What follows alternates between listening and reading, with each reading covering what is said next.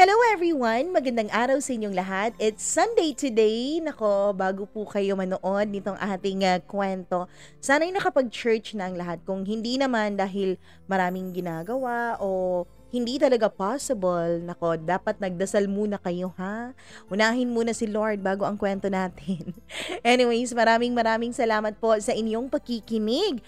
At nako, umabot na po tayo ng 48,000 plus subscribers. So, konting-konti na lang talaga. At napipressure na po ang inyong Mama Mia na i-share ang sarili niyang kwento dito sa ating channel. Pero bago ang lahat, nais ko munang i-welcome ang lahat ng mga bago nating subscribers. Hello po! Sana'y nasa mabuti kayong kalagayan. Sana yung puso nyo ay nasa mabuting kalagayan din. Sana masaya. Sana nag-e-enjoy. Nako, sana masaya at sana peaceful. Charot! Anyways, nako, pagpasensyahan nyo na yung boses ko dahil medyo malat tayo ng mga konti ngayon. Kasi nga, meron tayong concert kagabi. Charot lang. Hindi naman concert. Ano lang. Hindi lang natulog ng maaga dahil nagbi-binge watch. Anyways, bago lahat ng mga yan, bago ang kwento natin, nais ko munang batiin ang lahat ng mga nag-send ng kanilang mga comments. Hello po. From Carolina, USA, South Carolina, USA. Telma Brigman. Hello, Madam Telma. Maraming salamat sa iyong panonood. Dins Lumindig, maraming salamat sa iyo. And maraming salamat din kay Jennifer Sosa. Meron din sa mga taga Singapore. Hello po sa mga taga Singapore. And hello po sa taga Palawan. Silent listener daw po sila. Joseph, hello. Judith McGovern. O, diba? Ang social ng pangalan niya. Jefferson Sebastian, maraming salamat. Kay Lorelai Borja, thank you so much, Lorelai. Gimaras Girl, maraming salamat. Jinky Beruela. Vergil Sagrado, maraming salamat, Sir Vergil. Ross Tamayo, thank you so much. Marilyn Manara, Marilyn Vargas, Kuya Pimps TV, thank you so much sa lahat ng mga taga May Kawayan, Bulacan. Maraming salamat po sa inyo. Sa mga taga Taytay Rizal, Josephine Valerio, maraming thank you. Jonathan Pintinio, ayon, Liza Sitoy. Galit na galit siya dun sa sa kwento ni Ricky. Rogelio Tori Campo, hello po sa mga taga San Isidro, Davao del Norte. Kay Jeremy Castillo, thank you so much. LV Lapot, maraming salamat po. Princess Tameralies, thank you.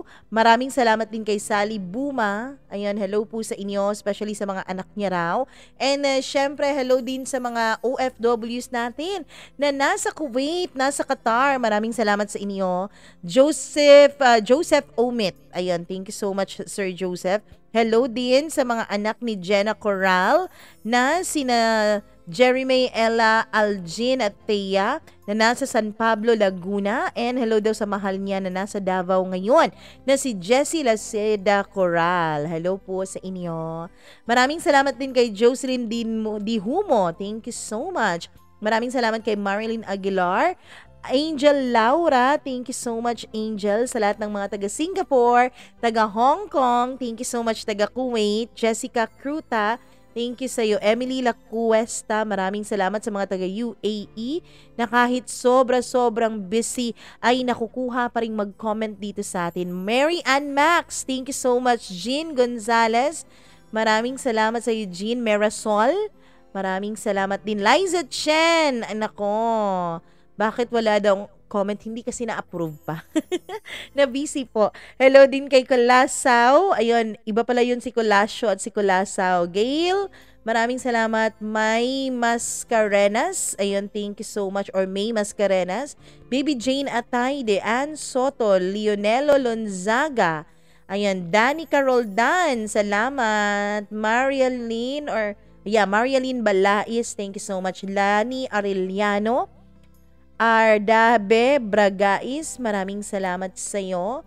Maria Rapada, Marilyn Castillo, Jeline Brigoli, Sai Sigaw, thank you so much. Ayun. And sa lahat po ng mga nakikinig sa atin, Christy Dimitrial, maraming salamat po sa inyo.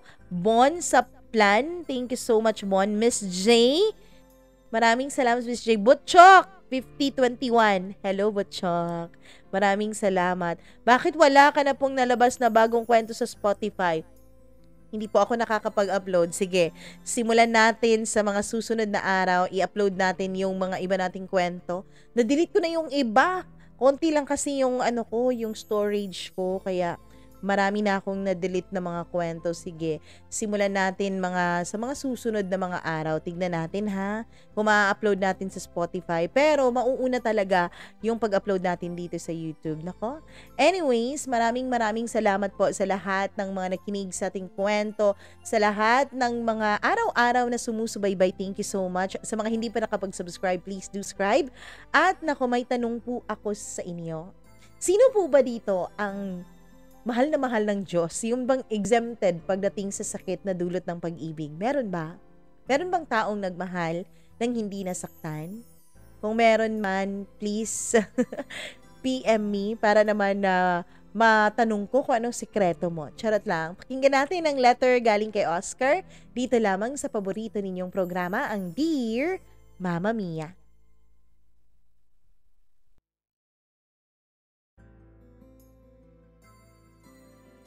Bakit pa ba nauuso ang salitang pag-ibig kung ang kapalit nito ay walang hanggang pighati? Bakit nga ba nauuso ang pagmamahal kung ang kapalit nito ay ang masaktan ka lamang? Pwede naman sigurong hindi na lang umibig. Pwede naman sigurong hindi na lang magmahal. Basta wag ka lang masasaktan. Basta lagi lang masaya ang iyong puso. Ikaw, ano ba ang pipiliin mo? Magmahal at masaktan? O hindi na lang magmahal at all? Hello, Mama Mia. Magandang araw sa inyong lahat. Isa po ako sa mga solid niyo pong tagapakinig. Mula po nung madiskubre ko ang channel ninyo ay wala na pong mintis na pinapakinggan ko kayo araw-araw. Kapag naging busy ako sa umaga, ay lagi po akong naglalaan ng oras sa gabi para mapakinggan ang iyong bagong uploads. At tulad ng karamihan mong mga followers at subscribers, nalulungkot po ako kung paminsan-minsan ay wala ka pong naa-upload sa iyong channel. Pero naiintindihan ko naman, Mama Mia. Naiintindihan ko na katulad ng karamihan sa amin ay may sarili ka ring buhay mo. Pero pwede po bang mag-request na kung pwede sana ay araw-araw? Dahil hindi talaga nakokompleto ang araw ko kapag hindi ko po napapakinggan ang iyong hatid na mga kwento. Mama Mia, tawagin niyo na lamang ako sa pangalang Oscar. 32 years old at isa po sa mga maraming na-e-inspire sa iyong programa araw-araw. Mama Mia, dahil nga lalaki, hindi ko po talaga maiiwasan na dumaan kami sa phase kung saan ay parang ang lahat sa amin ay laro-laro lamang. Hindi ko alam kung makaka-relate ang karamihan sa mga lalaking nakikinig sa akin ngayon. Pero dumaan po talaga kami sa aming tripping stage. Kumbaga yung wala namang kasiguraduhan, wala namang commitment, pero lagi ka na lang naglalaro.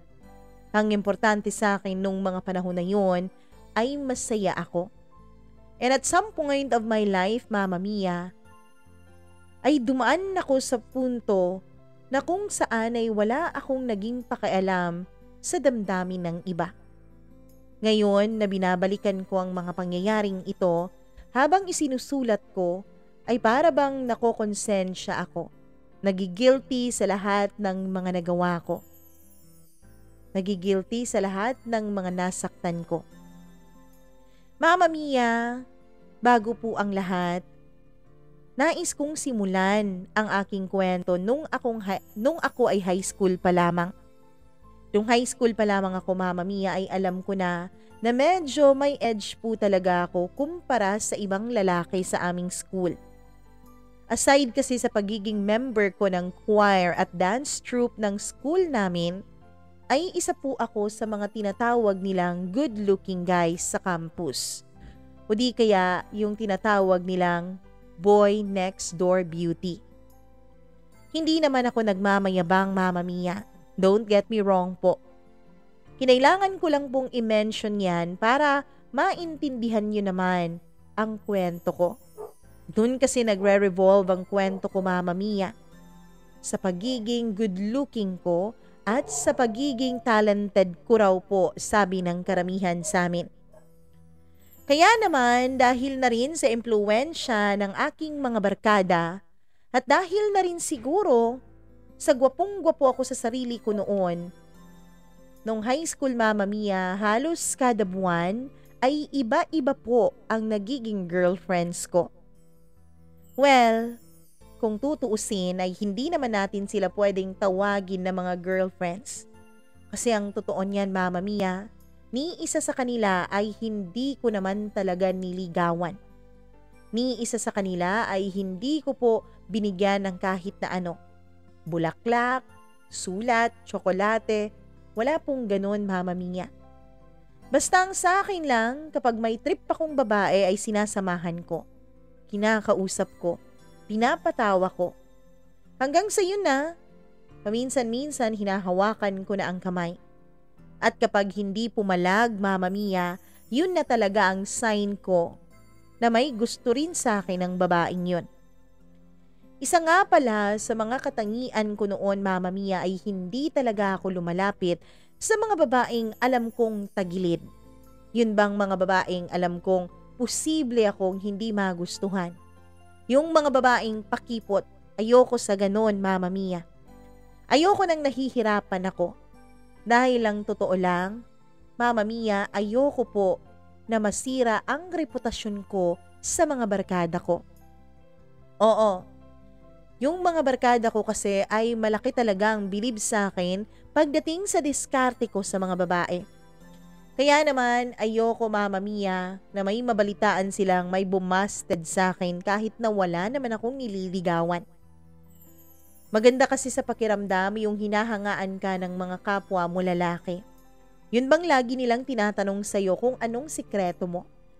Kung yun bang lagi nilang tinatanong sa'yo kung bakit gano'n na lang kadikit na dikit sa'yo ang mga babae.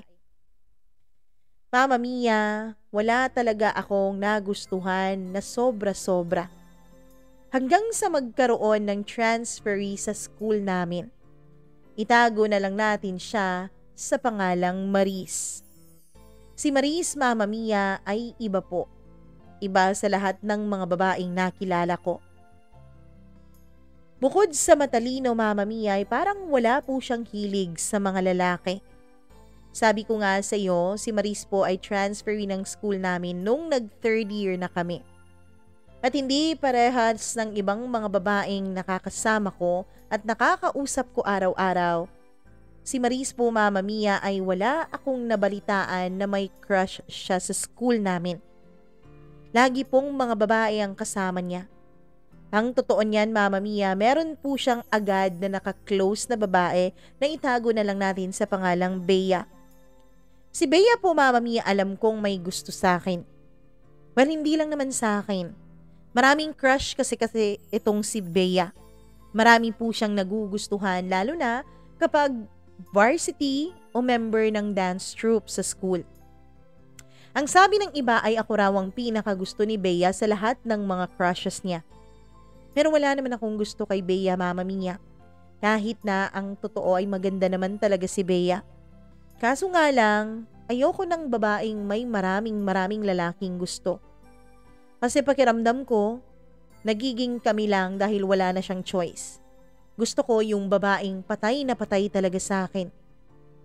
Pero Mama Mia, itong si Maris ay wala talagang kaamor-amor sa akin.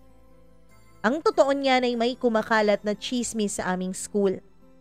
Chismis tungkol kay Maris. Ang sabi nila, si Maris daw ay lesbiana. Hindi ko alam kung totoo yon. Pero kapag tinitignan ko naman siya, ay hindi naman.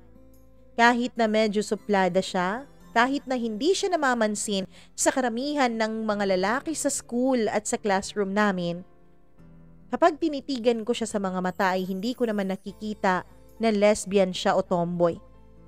Mama Mia, nakikita ko po na para bang may tinatagong lungkot ang mga mata ni Maris. Para bang may hindi siya sinasabi. Para bang may mga sikreto siyang walang nakakaalam ni isa sa amin. Sikreto na tanging mga mata niya lamang ang bumubunyag. Kaso nga lang Mama Mia, hindi po ako marunong magbasa ng mga mata. Kaya hindi ko talaga malaman-laman kung ano ba ang nararamdaman ni Maris. Mama Mia, lagi-lagi po silang magkasama ni Bea. Ang totoo niyan ay wala po akong nakikitang iba niyang sinasamahan. Kahit na yung ibang mga babae sa classroom namin ay kinakausap niya lang. Pero tuwing recess, tuwing uwian, ay hindi naman niya nakakausap ang mga ito o hindi niya nakakasamang maglakad. Tanging si Bea lang talaga ang kinakausap niya ng matagal. Si Bea lang din ang nakikita kong kasama niya kapag ngumingiti siya. Sa totoo lang, unti-unti na rin akong nadadala sa chismis sa school, Mama Mia. Unti-unti na rin akong napapaisip. Bakit kaya kay Bea lang siya palaging sumasama? Hindi kaya totoo ang chismis? Na may gusto siya kay Bea? Na lesbiana siya? Hindi ko lubos maisip noon na ang kasing ganda ni Maris ay magiging lesbiana. Mama Mia, sa tingin ko ay wala siyang pakialam kung wala siyang ibang kaibigan bukod kay Bea. Pero Mama Mia, pagdating sa klase, kung gaano siya kamahiyain kapag walang klase o kapag walang teacher, ay ganun naman po siya kapursigido sa pag-aaral. Hindi mo talaga madedenay ang kanyang katalinuhan. Lagi po siyang nagpa-participate sa tuwing may mga oral recitations kami. Lagi po siyang perfect sa kapag may exams kami. Hindi naman lahat ng subjects ay perfect siya, pero lahat po ay matataas talagang marka niya. Ang totoo niyan, yung first honor namin ay na-threaten talaga pagdating ni Maris sa school namin. Ang kaso, alam naman naming lahat na mukhang imposible siyang maging valedictorian kasi third year na siya nung nag-transfer siya sa amin. Mama Mia, ang totoo niyan ay gustong-gusto kong lapitan si Maris. Hindi ko po inaamin sa iba, pero naiintriga po ako sa pagkatao niya. At sa labis-labis ko pong pag-iisip tungkol sa kanya, Mama Mia, may mga pagkakataon na napapaniginipan ko na rin siya. Walang ibang nakakaalam noon dahil alam kong bibiruin lamang ako ng mga kaibigan ko. Ayokong magsabi, Mama Mia, na mukhang naaapektuhan ako sa presensya ni Maris dahil alam ko na sasabihin nila na merong babae ng babasted sa akin. Ayokong magkaroon ng ganong klaseng reputasyon. Kaya lang Mama Mia, nung makagraduate na kami ng high school ay hindi pa rin talaga ako nakakuha ng lakas ng loob para man lang lumapit kay Maris. Ang totoo niyan, pinaplano ko na noon na pagkatapos ng graduation ay papansinin ko siya. Mag-hi ako sa kanya, hihingi ng cellphone number niya. Pero nung kaharap ko na siya, Mama Mia, habang kausap niya si Bea, ay nawalan po talaga ako ng lakas ng loob. Parang natameme ako. Siguro nga dahil hindi naman ako sanay na manligaw. Pero kahit pag-uusap man lamang ay hindi ko magawang mag-open sa kanya. Tiningnan niya lang ako. Pagkatapos ay binaling na niya agad kay Bea ang tingin. Si Bea nang pumansin sa akin at tinanong kung may kailangan ba ako. Nagpapakyut pa si Bea sa akin noon. Pero sabi ko wala, dadaan lamang ako at nakaharang siya sa daanan ko. Doon Mama Mia ay sumimangot bigla si Bea sa akin. Alam mo, ang suplado mo talaga. Well, kawalan mo yan, Oscar. Dahil hindi naman kawalan sa akin ang katulad mo. Marami naman akong gusto, no, at hindi lang ikaw nag-iisa. Che, dyan ka na nga. Sabi niya sabay hila kay Maris papalayo sa kinaroroonan ko. Mama Mia, mula noon ay hindi ko na nakita pa si Maris. Wala na rin akong naging balita patungkol sa kanya. Ilang taon na rin ang lumipas. Pero ang totoo niyan, Mama Mia, kahit na nagkaroon naman ako ng ibang girlfriends bukod kay sa pagkakagusto ko kay Maris, ay wala naman talagang nakakapantay sa curiosity ko sa kanya. Lagi-lagi ko pa rin siyang napapanaginipan. Hanggang sa lumipas ang 1 taon, unti-unti ko na rin siyang nakakalimutan. Pero Mama Mia, bago po ako makagraduate sa college, ay may na-meet po akong babae.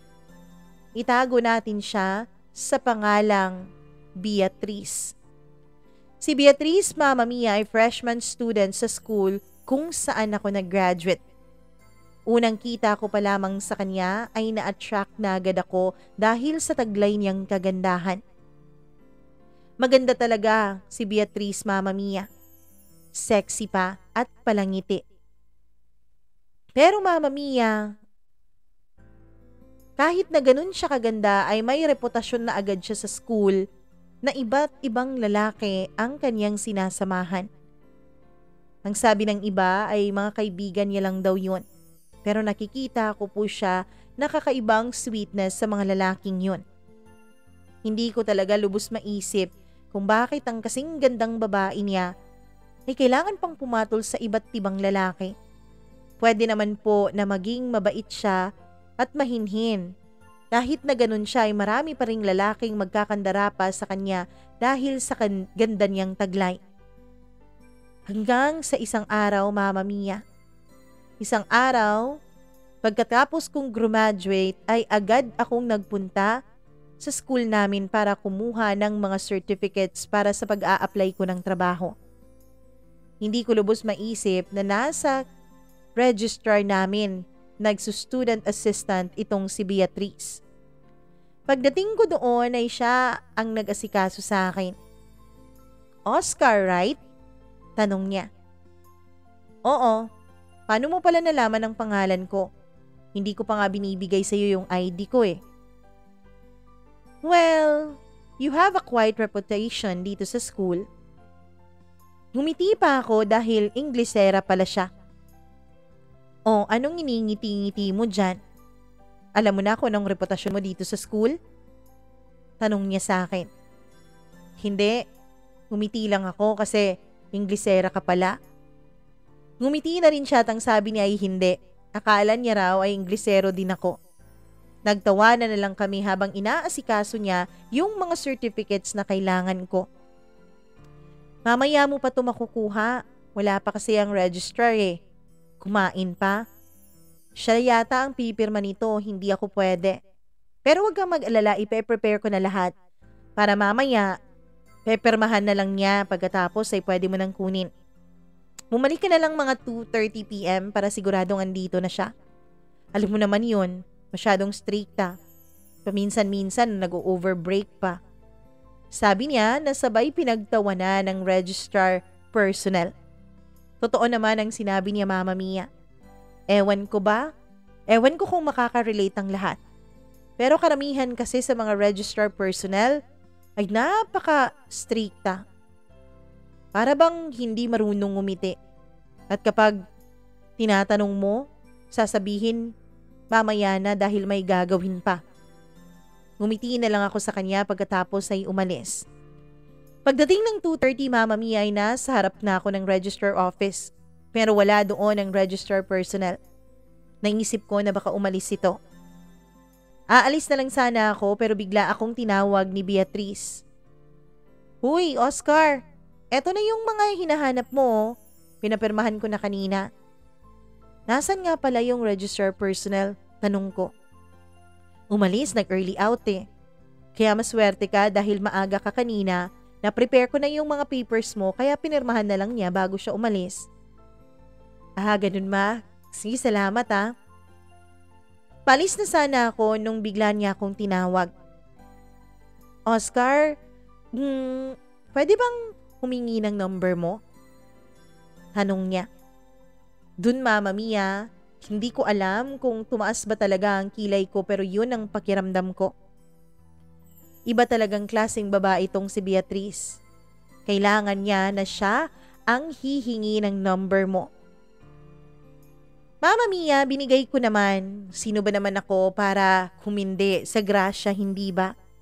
Hanggang sa una siyang nag-text sa akin na tumawag kinagabihan nun. Mula noon ay naging constant textmate na kami. Mama Mia, unti-unti ay nagbago ang paningin ko kay Beatrice. Kung dati ang paningin ko sa kanya ay easy girl, nung nakakausap ko na siya sa cellphone at nakaka-text, ay nalaman kong may sense din pala siyang kausap. Mama Mia, hindi po siya puro landian lamang. Marami po siyang naidudulot sa akin na para bang gumaganda ang araw ko kapag nakakausap o nakaka-text ko siya. Hanggang sa inaya ko na siya na lumabas kaming dalawa. Yun ay pagkatapos ng 3 buwan ko sa trabaho. Meron na akong maganda-gandang sahod noon kaya may panggastos na ako sa date. Yung date namin ay nasundan ng nasundan. Hanggang sa hindi ko na namamalayan. Nagkakagusto na pala ako kay Beatrice. Kaya naman, sinabi ko na sa kanya na gusto ko siya. Agad-agad naman niya akong sinagot, Mama Mia. Tinanong ko siya kung ako lang ba ang nag-iisa niyang boyfriend. Buti na lang at hindi siya na-offend. Isa ka rin pala sa mga naniniwala dun sa mga naririnig mo. Well, totoo naman na may mga boyfriends ako sa mga yun pero wala naman akong pinagsabay, no? Kahit kailan hindi naman ako nagsasabay ng mga lalaki. Totoo na kapag 1 buwan, 2 buwan, matapos kong makipag-break sa isang relasyon ay meron na agad. Naniniwala kasi ako, Oscar, na dapat huwag nating sayangin ang mga buhay natin sa pagmumukmok sa sakit na naidudulot ng ibang tao sa atin. Dahil short lang ang buhay. Maikli lang ito kaya dapat i-enjoy na natin. Malay mo bukas wala na tayo. Pagkatapos minukmok pa natin yung araw na to, hindi ba? Nakakapanghinayang kaya. Mama Mia, doon ay naintindihan ko ang logic niya. Totoo nga naman. Bakit ka nga naman magmumukmok sa isang nasirang relasyon at sa isang nasirang pag-ibig? Dapat ay mag-move on ka kaagad at enjoy ang buhay mo. Mula nung naging kami ni Beatrice ay naging masaya na ako. Tumagal ang aming relasyon, Mama Mia. And everyday sa relasyon namin ay na-realize ko po na si Beatrice na ang babaeng gusto kong makasama habang buhay. Ang totoo niyan, hindi po talaga mahinhin itong si Beatrice. 2 months pa lang matapos naming maging mag-on officially ay binigay na niya ang pagkababae niya sa akin. May mga pagkakataon din, Mama Mia, na siya ang unang nag-aaya sa akin para mag-sex kaming dalawa. Well, modern na nga naman talaga ang buhay. Modern na ang mundo. Hindi na pwede na yung mga babae ay tahimik lamang sa mga bagay na gusto nila. Sila na mismo ang nagbo-voice out.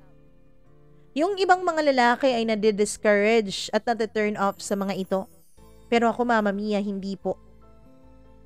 Hindi ko rin maintindihan minsan tong ibang mga kalalakihan. Ayaw nila sa babaeng pinapahula sila kung anong nararamdaman. Pero kapag naman nagsabi yung mga babae ng diretsyo ng kanilang damdamin, ay para bang na-o-offend at na-turn off pa sila. Pero ako, Mama Mia, mas gusto ko ang ganitong klaseng relasyon. Yun bang open? Yun bang walang tinatago? Yun bang kahit ano, Mama Mia, ay kaya mong sabihin at kaya mong panindigan? Kaya naman naging maganda ang takbo ng relasyon naming dalawa ni Beatrice. Dahil open po ang communication namin sa isa't isa. Ang problema nga lang, Mama Mia, dahil sa masyado kaming magastos ni Beatrice ay wala po kaming naiipon. Masyado po kaming YOLO. Dahil nga sa sinabi niyang baka bukas ay wala na kami. Baka bukas ay patay na kami. Kaya naman, Mama Mia, lahat siguro ng sinisweldo namin ay pinanggagala namin. Pinapangkain sa labas, pinang-check-in at kung ano-ano pa. Kaya wala talaga kaming naipon. At nung nakapag-decide na ako na si Beatrice na ang isasama ko hanggang sa aking pagtanda, ay nagdesisyon ako, Mama Mia, na pumunta muna ng abroad for 3 years. Ang gusto ko kasi ay makapag-ipon. Ang gusto ko kapag naging mag-asawa na kaming dalawa ni Beatrice ay kaya ko pong panindigan ang sitwasyon na yon. Na kaya ko siyang buhayin at ang magiging mga anak namin. Nung una ay ayaw pa ni Beatrice na umalis ako dahil mamimiss niya raw ako, Mama Mia. Hindi kasi kami nasanay na malayo sa isa't isa. Matagal na panahon na nagsasama kaming dalawa. Araw-araw nagkikita. Kaya naman alam ko na malaking adjustment to para sa amin. Pero kinumbinsi ko talaga si Beatrice. Kinumbinsi ko siya na ito ang kailangan namin. Hanggang sa pumayag na rin siya. Mama Mia, ang simula ng paglayo namin ni Beatrice sa isa't isa ay ang simula po ng maraming pagbabago sa relasyon naming dalawa. Nung una ay okay pa naman ang aming relasyon. Nung una ay masaya pa naman kami. Nagvi-video call halos oras-oras. Kahit nasa trabaho siya ay palaging naka-on ang video call naming dalawa. Kung minsan nga lang ay nakamute ako para hindi ako marinig ng mga kasamahan niya sa trabaho. At kapag ako naman ang nagtatrabaho ay palihim din kaming nagvi-video call kahit natulog siya sa kabilang linya. Mama Mia, kahit na mahirap ay kinakaya namin. Hanggang sa unti-unti ay nakakaramdam na ako ng matinding homesick. Mama Mia, iba pala talaga kapag nasa abroad ka. Kahit na gaano kalaki man ang iyong sinisweldo, ay hindi talaga nito mapapawi ang pagka-miss mo sa mga mahal mo sa buhay. Hindi napapawi ng pera ang nararamdaman mong lungkot at pangungulila. Mama Mia, 6 months pa lamang ako doon sa abroad ay halos ayoko nang tapusin ang kontrata ko. Gustong-gusto ko nang umuwi. Gustong-gusto ko nang makapiling muli ang mga mahal ko sa buhay. Gustong-gusto ko nang makita muli ang mahal kong si Beatrice. Pero alam ko, Mama Mia, alam kong hindi ako pwedeng umalis basta-basta dahil may kontrata akong pinirmahan. Pwede akong makulong. Pwede akong ipa-hold ng embassy, Mama Mia, dahil nandoon yun sa kontrata namin. Kaya alam kong kailangan kong magtiis. Kailangan kong tiisin na matapos ko ang 3 taon kong kontrata. Inisip ko nga noon, Mama Mia, kapag natapos na ang kontrata ko ay hinding-hindi na ako babalik sa abroad. Hinding-hindi na ako muling aalis pa sa Pilipinas. Oo nga't mahirap kumita ng pera sa Pilipinas. Mahirap ang magbanat ng buto dahil kahit na anong kayod mo, kahit na anong hirap mo, ay malabo at paunti-unti pa rin ang iyong pag-asenso. Pero ayos na rin yun. Ang importante ay kasama mo ang mga mahal mo sa buhay. Ang importante, kahit na medyo kapos, ay masaya naman. Naisip ko tuloy ang mantra ng girlfriend kong si Beatrice. Mano nga pala, kapag bigla na lang matapos ang buhay ko dito sa abroad, ni hindi ko man lang na-enjoy ang huling mga buwan ko kasama ang mga mahal ko sa buhay. Kaya naman yun ang dinadasal ko lagi, Mama Mia. Dinadasal ko na sana ipatnubayan ako ng Diyos. Sana po, wag niya muna akong kunin habang nasa abroad ako at hindi na-enjoy ang company ng mga mahal ko. Nung una, Mama Mia, ay sumasapat po ang dasal. Pero habang tumatagal, ay nawawalan po ito ng bisa sa akin. Lalo na kapag namimiss ko na talaga ng sobrang Pilipinas. Hanggang sa isa sa mga kaibigan ko na Pilipino din ang nagbigay ng advice sa akin. Ang sabi nila, dapat daw ay meron akong ka-fling doon sa abroad. Uso daw kasi yun, Mama Mia, para hindi masyadong ma-homesick sa pamilya at sa mga mahal sa buhay, dapat ay may kasama ka rin doon. Nung una ay ayoko, dahil nangako po ako sa sarili ko na magiging faithful at loyal ako kay Beatrice. Kaya lang, Mama Mia, hindi talaga maiiwasan lalo na kapag weekend nakasama mo ang mga friends mo. Mama Mia, doon ay may mga pinakilala sila sa aking iba't ibang babae. Iba't ibang lahi din pero karamihan sa mga nagugustuhan ko ay mga Pilipina. Hindi talaga ako mahilig sa mga foreigner blood. Hanggang sa yung mga Pilipina na yun, Mama Mia, ay nakakapling ko na rin. Mga one night stand, mga hook up, ganon. Mga kasama lang kapag nangungulila, pampawi sa init ng katawan, pampawi sa pangungulilang nararamdaman. Hanggang sa isang araw, Mama Mia, isang araw po ay meron akong nakilala. Itago na lang natin siya sa pangalang Ana. Si Ana, Mama Mia, ay maganda, sexy, Pilipina din, at matagal na doon sa abroad. Mama Mia, batang-bata pa siya kung titignan pero ang sabi niya ay 36 years old na siya. Pero hindi halata. Sabi niya masiyahin talaga daw siyang babae. Hindi raw niya iniinda lahat ng mga sakit na nararamdaman niya. Ang sabi pa niya, Mama Mia, dapat daw enjoy namin ang buhay. Dapat daw gawin namin ang lahat para ma-enjoy ang mundong ito. Dahil minsan lang tayo dadaan dito. Kaya sulitin na natin habang may oras pa. Doon ay na-amaze ako sa kanya. Magkatulad sila ng mantra ng girlfriend ko. Hanggang sa unti-unti, Mama Mia, ay naging ka-close ko po talaga si Ana. Yung closeness namin ay nauwi sa pagsisiping. Mula nung nakasiping ko si Ana, Mama Mia, ay wala na akong ibang nagugustuhan. Wala na akong ibang nakaka-fling.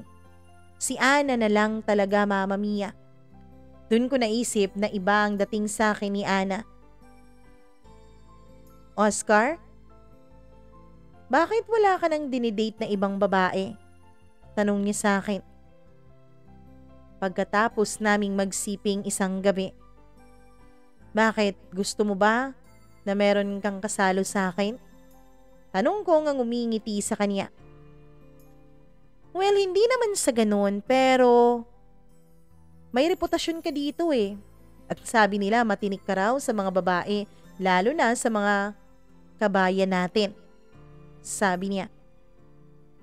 Ewan ko. Parang sa'yo pa lang, busog na ako eh. Sa'yo pa lang, satisfied na ako. Sabi ko sa kanya, sabay hila at halik sa kanyang mga labi. Gumanti naman siya sa akin ng paghalik, Mama Mia. At doon ay nagsimula na naman kaming dalawa sa aming romansahan. At habang nagro-romansahan kaming dalawa ay nag-uusap kami. Tinanong ko siya kung siya ba ay wala ring ibang nakaka-fling. Well, Oscar, sa totoo lang, katulad mo rin, mula nung makilala kita, ikaw na lang ang nakakasama ko. Ikaw na lang ang kumakama sa akin. Sabi niya. Masaya ako sa narinig ko, Mama Mia. Wala kaming tanungan ni Ana tungkol sa mga personal naming buhay. Naging okay din naman ako sa ganon. Masaya na rin naman ako sa ganon. Ang importante sa akin ay exclusive kami sa isa't isa. At isa pa, Mama Mia, alam ko na may girlfriend pa rin ako sa Pilipinas. Meron pa ring Beatrice na nag-aantay sa akin. Nasa 2 taon na ako noon ang kontrata ko nung napag-decidean naming dalawa ni Ana na mag-live-in na. Para na rin hindi na kami gagastos ng mas malaki sa inuupahan namin. At para na rin mas ma-enjoy namin ang company ng isa't isa. Kahit na magkasama na kami sa iisang bubong, kahit na palagi na kaming nagsisiping halos araw-araw, liban na lang kung may buwan ang dalaw siya. Mama Mia, hindi pa rin namin pinag-uusapan ng tungkol sa relasyon naming dalawa. Parang pareho kami na nakontento na lang na magka-live-in at magkasiping. Araw-araw yun, Mama Mia. Araw-araw na nilulook forward ko ang umuwi galing sa trabaho dahil kasama ko si Ana. Doon na rin ay unti-unti kaming nag-aaway ni Beatrice. Dahil, Mama Mia, nawalan na rin ako ng oras para sa girlfriend ko. Kung noon ay halos oras-oras kaming magka-video call, ngayon ay kapag nakauwi na ako ng bahay ay lagi kong sinasabi sa kanya na hindi na ako pupwede, na marami akong kailangan gawin.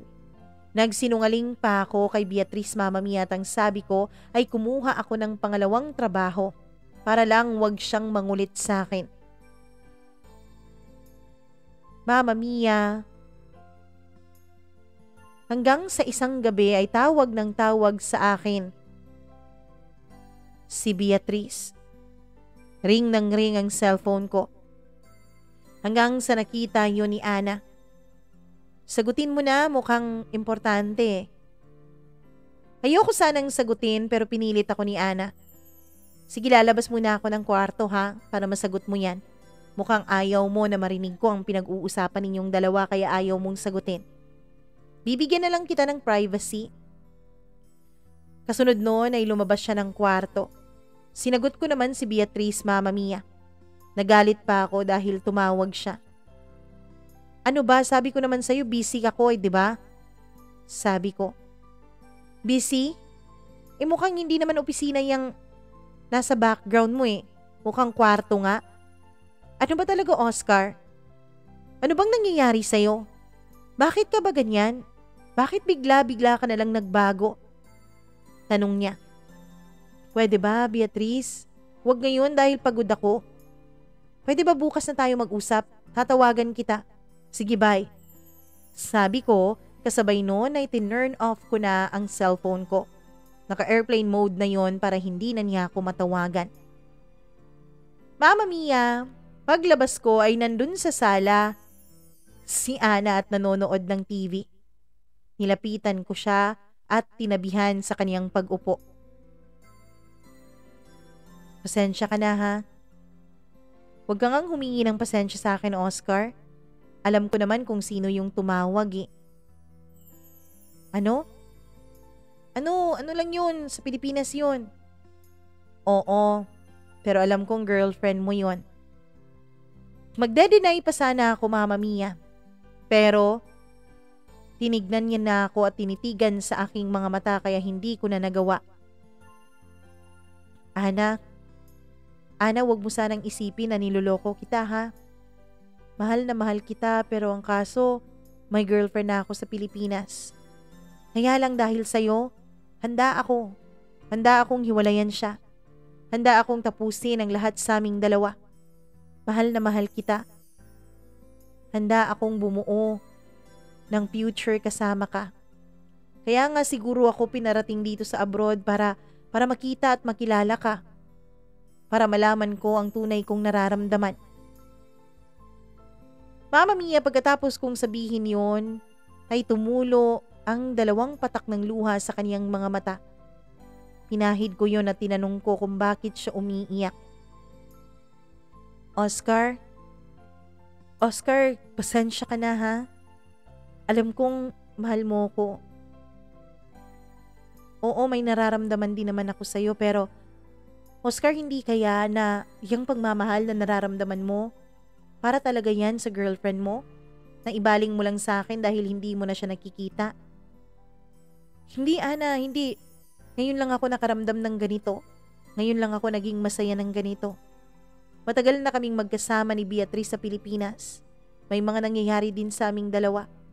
Oo, masaya ako pero kakaibang saya ang naidudulot mo sa akin. Kaya hindi ako naniniwala sa sinabi mo. Hindi ito dahil lamang sa nangungulila ako kay Beatrice. Mahal kita. Mahal na mahal kita. Mama Mia, doon ay muli siyang yumuko at tumulo na naman ang mga luha sa kanyang mga mata. Bakit ka ba umiiyak? May nasabi ba akong mali? Wala naman, sabi niya.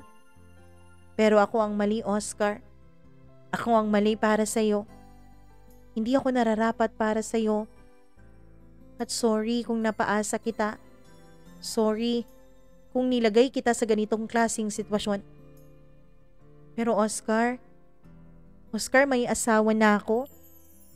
May asawa na ako at 2 mga anak sa Pilipinas. Sorry talaga. Yun lang ang sinabi niya, Mama Mia, pagkatapos ay pumasok na siya sa loob ng kwarto. Nakatulala ako ng higit siguro sa 30 minuto sa labas. Pilit kong dinadigest ang mga sinabi niya. Kung ako ay may lihim sa kanya, kung nilihim ko ang tungkol kay Beatrice sa kanya, siya naman pala ay mas may nakakatakot na lihim kaysa sa akin. mas mahirap pala ang lihim niya. May asawa na siya at mga anak sa Pilipinas. Ilang saglit pa ay tumayo na ako sa kinauupuan ko at pumasok sa kwarto. Nakita kong tulog na si Ana. Kaya naman nahiga na lang ako sa tabi niya. Niyakap ko siya, Mama Mia. Pilit kong kinakalimutan ang mga sinabi niya. Pilit kong kinakalimutan ang katotohanan na may asawa na siya. Pinikit ko ang aking mga mata at pinilit ang sarili kong makatulog. Hanggang sa dinalaw na nga ako ng antok. Pagkagising ko kinabukasan, ay wala na si Ana sa tabi ko. Nilabas ko siya dahil ang akala ko ay nagluluto na siya ng umagahan pero wala siya doon. Doon ay bigla akong natakot. Binuksan ko ang cabinet at wala na doon ang mga damit niya. Mama Mia, sa may mesa, sa sala ay may nakalagay na sulat. Binilin niya sa akin. Nagpapaalam siya at humingi muli ng tawad dahil napaasa niya raw ako. Dahil nasaktan niya raw ako. At dahil doon, Mama Mia, ay nagpakalasing ako ng ilang araw. Hindi ko talaga alam kung paano naging ganito ang sitwasyon ko. Bakit ko ba hinayaan ang sarili kong magmahal ng sobra-sobra kay Ana? Bakit ko ba inattach ang sarili ko sa kanya? Pwede naman sana sigurong gano'n na lang dati. Yung pling-pling lang at walang commitment. Yung pampawi lamang ng init ng katawan. Pero bakit ba? Bakit ba pumasok ako sa ganitong klaseng kagulo na sitwasyon? Pero Mama Mia, isa lang talaga ang pumasok noon sa isip ko. Mahal na mahal na mahal ko na si Ana. Hindi ko gusto, Mama Mia, na mawala siya sa akin. Kaya naman hinanap ko siya. Ipinagtanong-tanong ko siya sa lahat ng mga nakakakilala sa amin. Mama Mia, hanggang sa natuntun ko na siya. Oscar, ano bang ginagawa mo dito? Pwede bang umalis ka na? Tigilan na natin to, Oscar, para hindi ka na masyadong masaktan kapag oras na magkalayo tayong dalawa.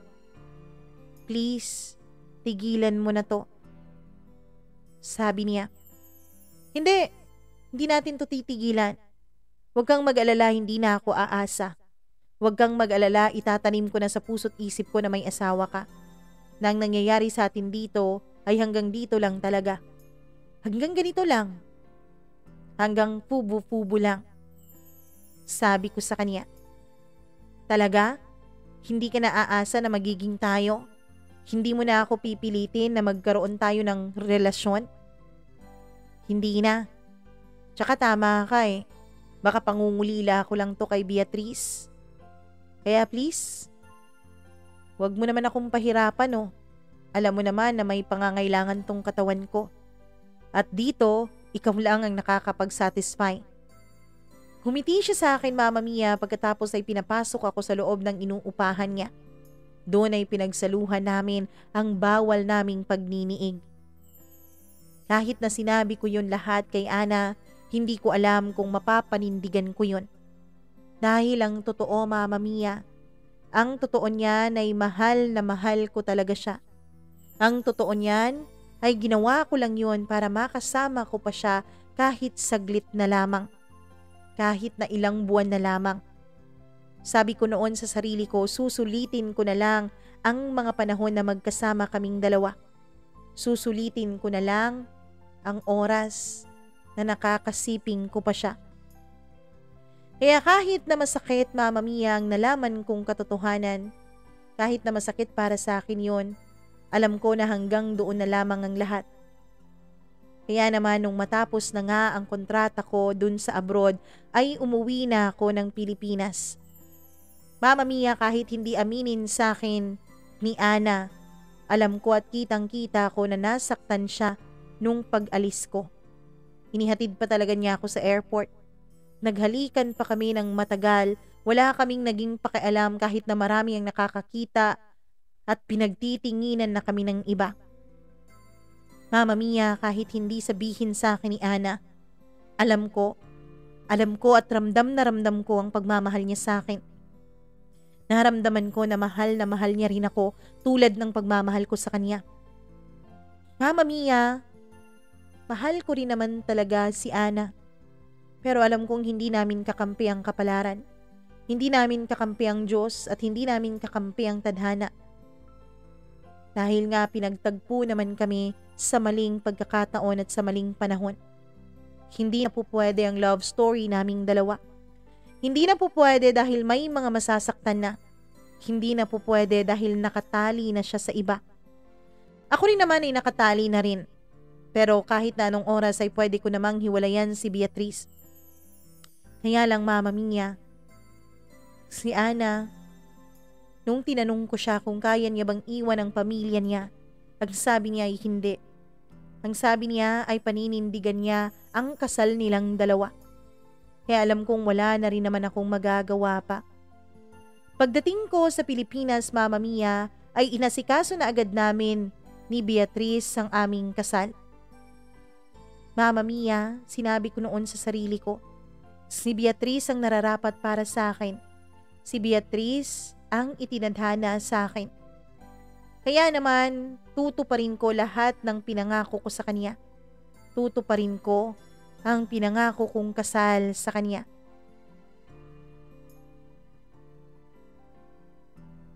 May pinangako rin kasi ako kay Ana, Mama Mia.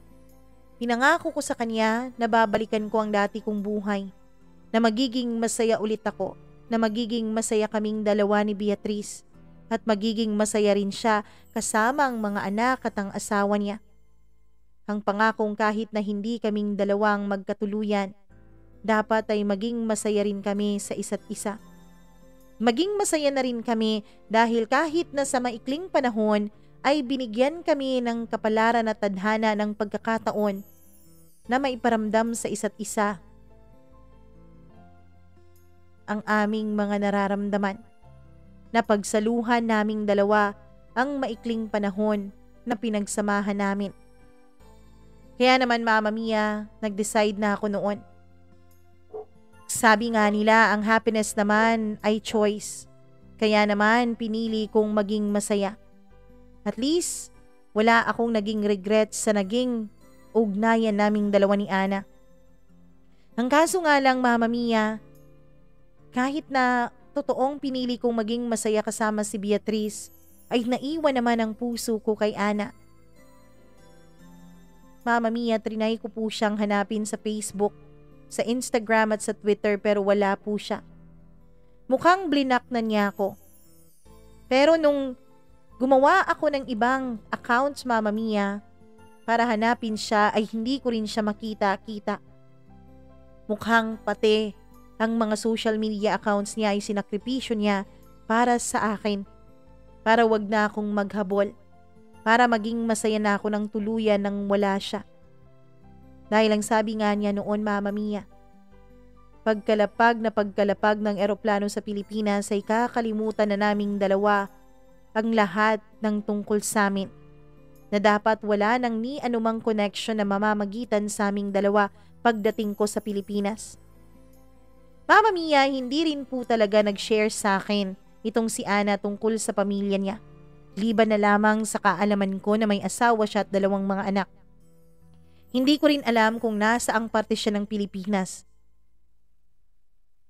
Pati rin ako Mama Mia. Noon kapag nag-uumpisa akong magkwento ay pinipilit niya akong tumigil. Hindi niya ako pinagpapakwento tungkol sa pamilya ko at tungkol sa kung saan ako. Dahil ang gusto niya Mama Mia, hindi raw alam namin ang tungkol sa isa't isa. Para kahit nagustuhin man naming hanapin ang isa't isa, ay wala kaming magiging means of communication. Wala rin kaming magiging balita sa isa't isa. Mama Mia, isang araw, nagulat na lamang ako. Nagulat na lamang ako, Mama Mia. Nung pabibinyagan na namin ang panganay naming dalawa ni Beatrice, ang sabi niya ay may mga kaibigan raw siyang pupunta. Talaga? Oo, kaibigan ko nung high school. Yung isa nga kinuha ako pang ninong eh. Ang sabi niya isasama niya raw yung asawa niya at mga anak nila. Dito sila magsistay Kasi malayo yung kanila sa Mindanao pa. Total naman maluwag tong bahay, Han. Pwede ba na dumito muna sila kahit ilang araw? Tanong ni Beatrice sa akin. Oo naman, bakit naman hindi, mga kaibigan mo yan.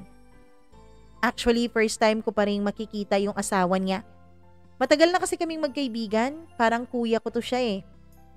Tagapagtanggol ko siya noon nung binubuli ako ng iba. Sabi pa niya. Kaya naman Mama Mia, pumunta kami ng airport sa araw ng dating ng kaibigan niya at ng pamilya nito. Pero gulat na gulat ako Mama Mia. Dahil muli ko na namang nakita ang babaeng nagmamay-ari ng puso ko.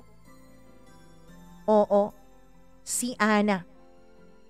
Mama Mia, ewan ko ba kung pinaglalaruan talaga kami ng tadhana. Sa dinami-daming babae naman na pwedeng maging asawa ng kaibigan ng asawa ko, ay si Ana pa talaga. Gulat na gulat kaming dalawa. Pero hindi namin pinahalata. Mama Mia, nung nasa bahay na sila ay nag-iiwasan talaga kami. Ang awkward. Magkasama kaming apat sa iisang bubong. Siya, ako, asawa kong si Beatrice at ang asawa niya. Mama Mia, si Beatrice at ang asawa niya ay laging nag-uusap at masaya at halata talaga na matagal na silang magkaibigan. Samantalang kaming dalawa ay hindi naman umiimik. Hanggang sa huling gabi, Mama Mia, bago sila umalis, ay nakita ko si Ana na nasa banyo. Pumasok siya doon. Hindi ko na napigilan ang sarili ko. Inabangan kong bumukas ang banyo at pagbukas noon ay bigla akong pumasok at tinulak papaloob si Ana. Nilak ko ang pinto. Tinanong niya ako kung bakit ako nandun. Sabi ko, Mama Mia, ay kailangan ko siya. Kahit isang gabi lamang. Pilit niyang nilalabanan ng mga halik ko, ang mga haplos ko, pero wala rin siyang nagawa dahil naramdaman ko na kahit pilit niya akong tinutulak ay iba naman ang sinasabi ng kaniyang katawan. Hanggang sa tuluyan na rin siyang nagpatianod sa kaniyang nararamdaman. At doon sa mismong banyo namin ni Beatrice, Mama Mia, ay may nangyaring muli sa amin ni Ana. Mama Mia, alam kong malaking kasalanan ang ginawa ko. Kaya ang sinabi ko noon sa sarili ko ay hindi na ako uulit pa. Yun na ang huli. Dahil aalis na rin naman sina Ana kinabukasan. Kinabukasan nga ay hinatid namin sila sa airport. Walang kaalam-alam ang asawa ko at ang asawa niya na may nangyari sa aming dalawa. Pagkaalis nila, pinilit kong bumalik sa dati ang aking disposisyon. Pero Mama Mia, 3 buwan lamang ay may sinabi sa akin si Beatrice. Ang sabi niya, Mama Mia, ay naghiwalay na raw yung kaibigan niya at si Ana. Tinanong ko kung bakit. Sabi niya, nabuntis daw ng ibang lalaki si Ana. Baka naman sa asawa niya yun, babe. Han, bakit mo ako tinatawag na babe? Sabi niya, hindi naman, sinusubukan lang kita Palusot ko pa, Mama Mia. Pero Han, hindi na pwedeng magkaanak yung kaibigan ko dahil nagpa-vasectomy na yun. Ano? Oo, nagpa-vasectomy yun. Nung umalis sa abroad ang asawa niya, nagpa-vasectomy yun kasi nga mahilig din yun sa babae. Ayaw niyang makabuntis. Kaya ayun, nagpa-vasectomy, total may 2 anak naman daw sila. Kaya sigurado siya na hindi sa kanya yung pinagbubuntis ni Ana. Mama Mia, doon ay nagulat ako. Alam kong ako ang ama ng pinagbubuntis ni Ana. Ang kaso nga lang, Mama Mia, hindi ko alam kung paano ko yun sasabihin kay Beatrice. At mas lalong hindi ko alam kung saan ko hahagilapin si Ana. Tinanong ko si Beatrice kung tagasan yung kaibigan niya. Ang sabi niya, taga Cagayan de Oro daw. Pero yung asawa niya ay umalis na at hindi alam ng lalaki kung saan ito nagpunta. Mama Mia, iniisip ko po na sundan sa Cagayan de Oro si Ana.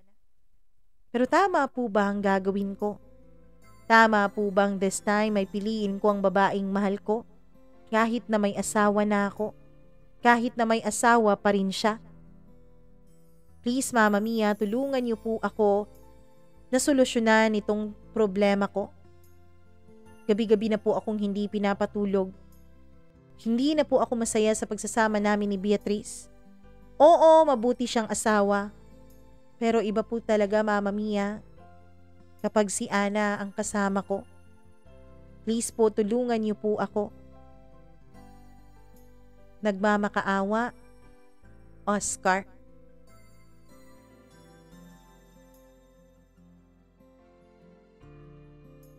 Eto na naman tayo. Nako naman, Oscar. Alam mo namang mali, pinasukan mo dong. Bakit naman ganun dong? Nako, Oscar. Ano bang pipiliin mo? Kung ako sa'yo, Oscar, dapat huwag kang magpadala sa damdamin mo. Piliin mo yung asawa mo at yung anak ninyo. Kung sakali mang magkita kayong muli ni Ana pagdating ng panahon, suportahan mo na lang yung anak nyo. Kung sigurado ka talagang anak mo yon, 'di ba? Magsustento ka na lang pero piliin mo yung asawa mo dahil yun ang binigay ng Diyos sa'yo na alagaan, i-cherish at syempre makakasama mo habang buhay. Sana, Oscar, tama na ang paggawa ng mali. Sana this time, piliin mo naman ang tama. Oo, paminsan-minsan, yung mga tamang desisyon ay hindi nakakasaya sa atin. Pero kapag ito naman ay ikinasisiya ng ating Panginoon, siguradong may reward ka sa huli. Kaya dapat, sa ngayon, piliin mo yung tama. Panindigan mo yung desisyon mo. Panindigan mo ang desisyon mong pakasalan si Beatrice. Maraming salamat sa iyong kwento at sa pagtitiwala sa channel natin para maibahagi ito sa iba. Kung meron po kayong comment o kung meron po kayong payo kay Oscar, please don't forget to comment down below. And syempre, don't forget to subscribe, click the notification bell nitong ating channel para lagi kayong updated sa bawat video na i-upload natin. And isa nga po pala, please wag niyo pong kakalimutang i-like at i-share ang video na to. At kung meron kayong sarili nyong kwento, please do share that story. Email lamang po kayo mamamiacdo0317@gmail.com. And syempre, isa na lang. Kung meron po kayong spare time at kung hindi na po, meron pa po kayong mga videos na hindi pa po napapanood dito sa ating channel, meron na po tayong 200 plus videos. So, pwede nyo po yung balikan kung sakali mang nabobore kayo, kung sakali mang kailangan nyo ng kasama. Ako po ang makakasama ninyo. Ako po ang nag-iisa ninyong Mama Mia. Magandang araw sa inyong lahat.